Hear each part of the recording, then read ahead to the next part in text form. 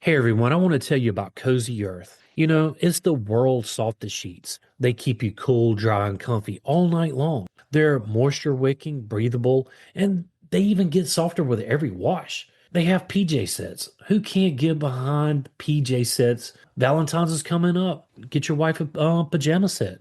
It's Oprah approved. They have free shipping on orders over $50 and a 100-night sleep trial on those bedding sets and a 10-year warranty. And right now, our listeners get to save 40% off using our code INFOGO at CozyEarth.com. Find the link in the show notes. Luxury, comfort, and cool sleep await you at CozyEarth.com.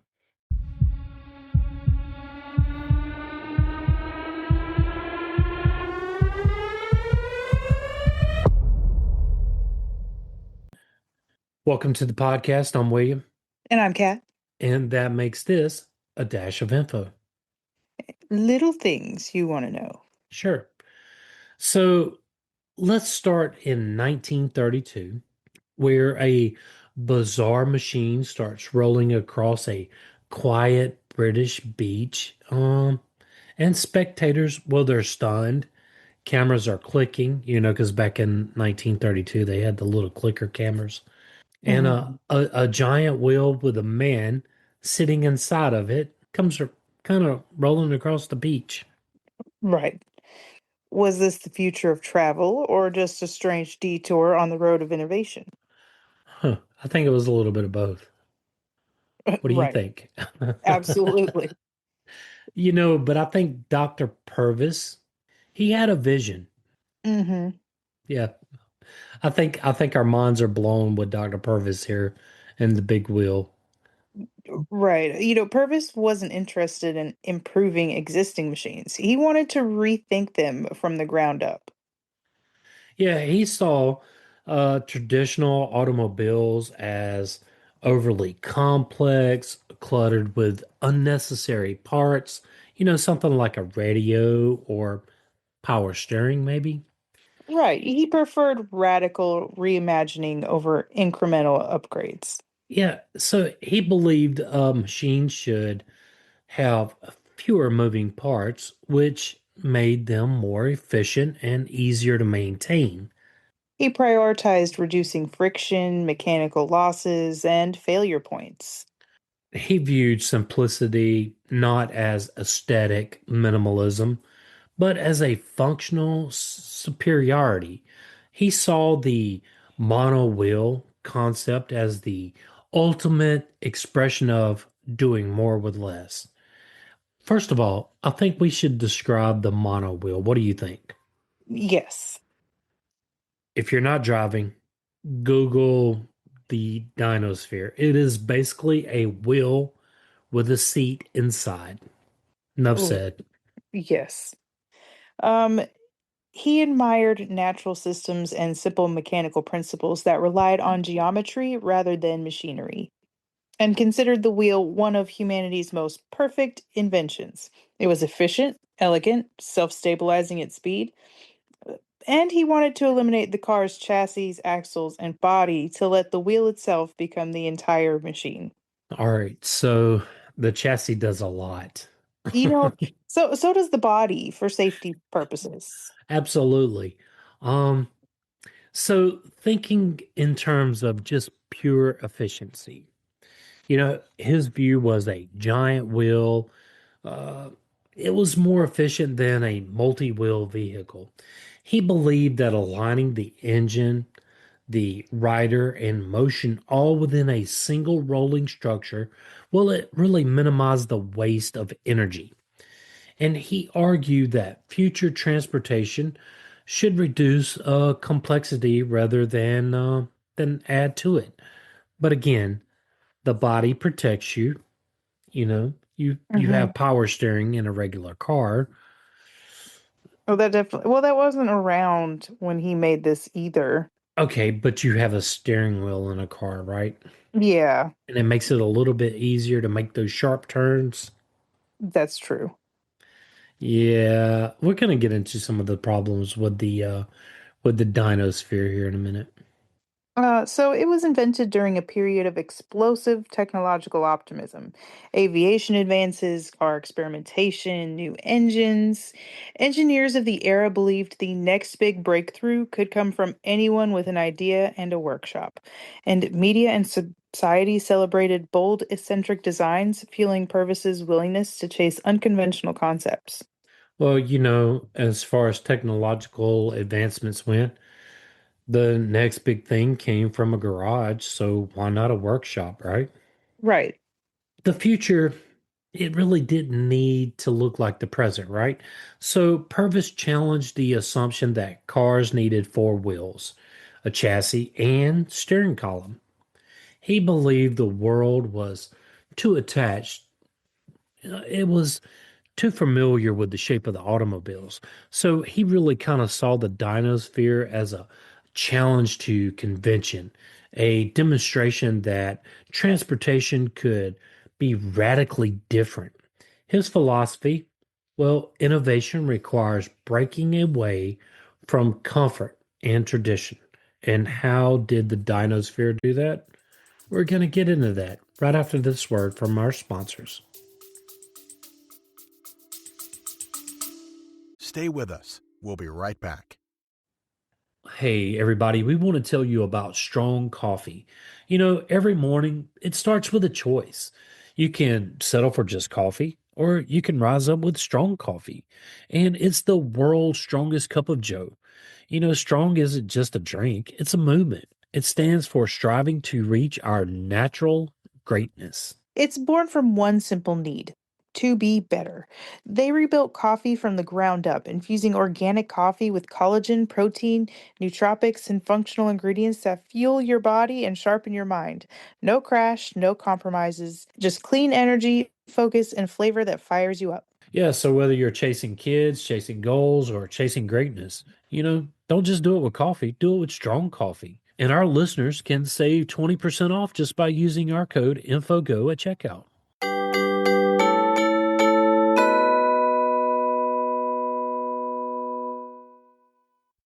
Hey, if you're looking for your favorite band or sports team or TV show, check out Old Glory. They've been in operation since 1969 and they have over 300,000 items. You know, they have from the Beatles all the way to Metallica, NFL, NBA. It really doesn't matter what you're looking for. They have tees, hoodies, hats, gifts, everything a true fan could ever want. And it's family owned and operated. They have fast shipping, free standard delivery on every order. And you know what? Our listeners get a 15% off at checkout using our code INFOGO. You can find the link in the show notes.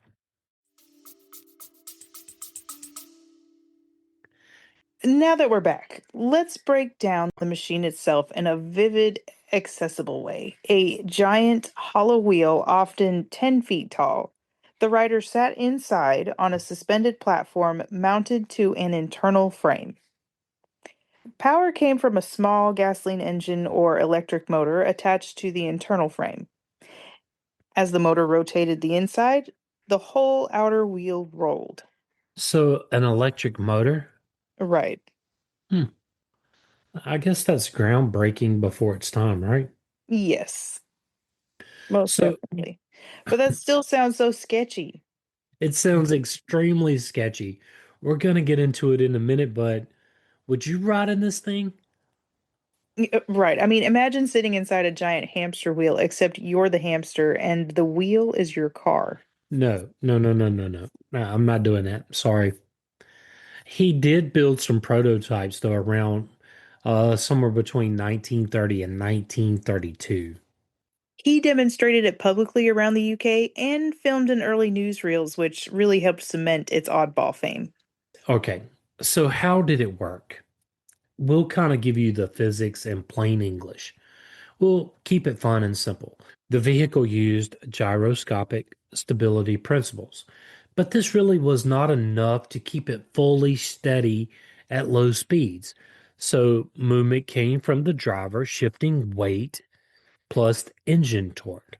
So steering was possible just barely by subtle balance adjustments or tiny steering mechanisms. So it's like riding a unicycle the size of a small house. Yeah, I no. Because you would have to use your body to turn the man, you couldn't have any passengers. Everybody, I need you to lean right. I don't oof. It's kind of like riding a motorcycle with four or five people in there, right? Everybody Yeah, lean left. No, I said left, the other left. right. As you're Oh, being scraped up off the highway. I don't know, man. I just don't think that sounds like a fun time to me. It really does not. What about speed bumps? It you know, the promises it had though is was going to reach 25 to 30 miles per hour during tests. Impressive for a one-wheeled machine. Purvis claimed future versions could hit 100 miles per hour, perhaps even replace cars. You want to drive this thing 100 miles per hour? Absolutely not. Not on the Autobahn. No, no, no. Not on any highway, not even on any of these back roads out here. Are you But kidding think me? about this. You really couldn't see because you're sitting in the wheel itself. And have some of these people do not know how to drive already. No. Yeah. Have you ever driven in downtown Atlanta? Uh-huh. Anyway, I digress. You, he imagined fleets of streamlined monowheels gliding on roads. And that to me sounds like a bad time. Sounds like a really bad time. But let's really get into the problems, because reality really didn't match the vision, did it? Nope. So, steering issues. Steering required shifts in weight and careful control. So, at higher speeds, well, steering, it really became unpredictable. I don't like that word. Unpredictable? That whole sentence actually. Let me clarify. I don't like that whole sentence. At higher speeds, steering became unpredictable? Yeah, no. Hold on, kids. We're going. Oh my gosh, we just went left. We were trying to go right. Right. Yeah, no thank you. Have you ever seen the? I know you played with like tops where you spin them and they just spin around like Mhm. a Mhm. coin. Yeah. I imagine this thing doing that. Yeah, I can see that too. Oof. Okay. The we also had a gerbling problem. Well, during braking, the inner frame could tumble forward inside the wheel. Huh. And newspapers described it as the driver doing an unintentional somersault. If you got motion sickness of any kind, Yeah. yeah. And then the stability. So low speeds, it started to wobble. Poor control on uneven surfaces like those speed bumps and most of our highways today.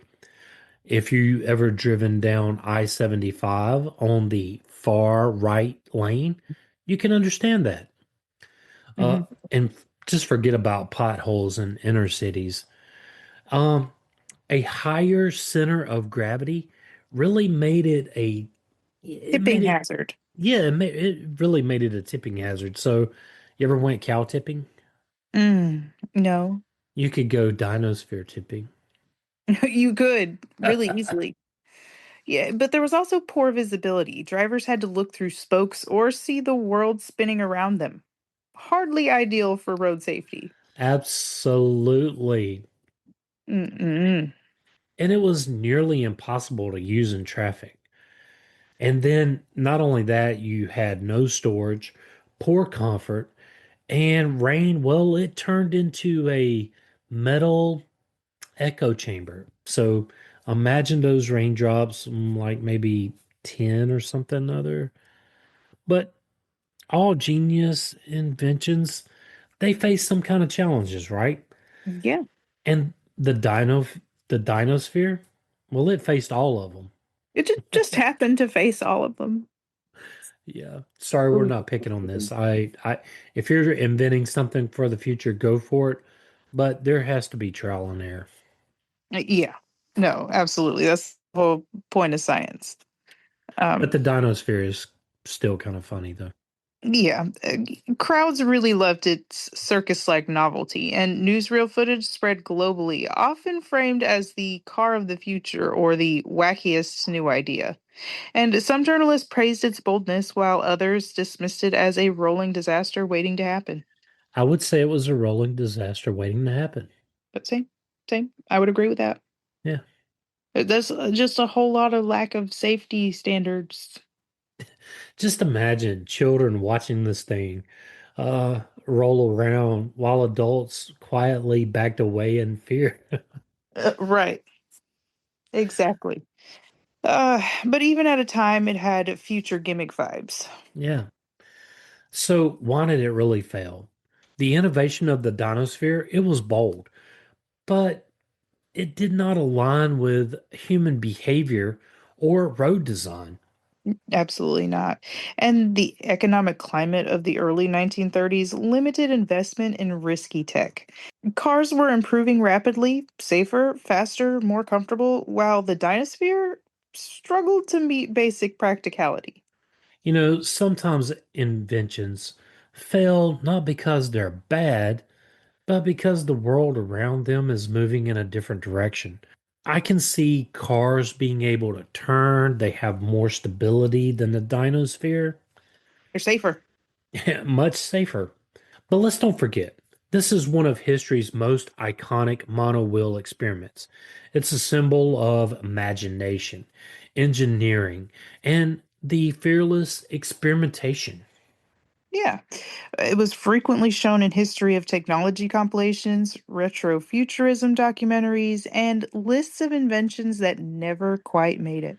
And to be honest, I saw this on one of our old sponsors' programs. And I was like, the Dynasphere? I've never heard of this thing. Why haven't I heard of it? And I watched some old newsreels of it. Hmm. If even today, it still inspires some monowheel hobbyists and engineers. Like it hasn't died.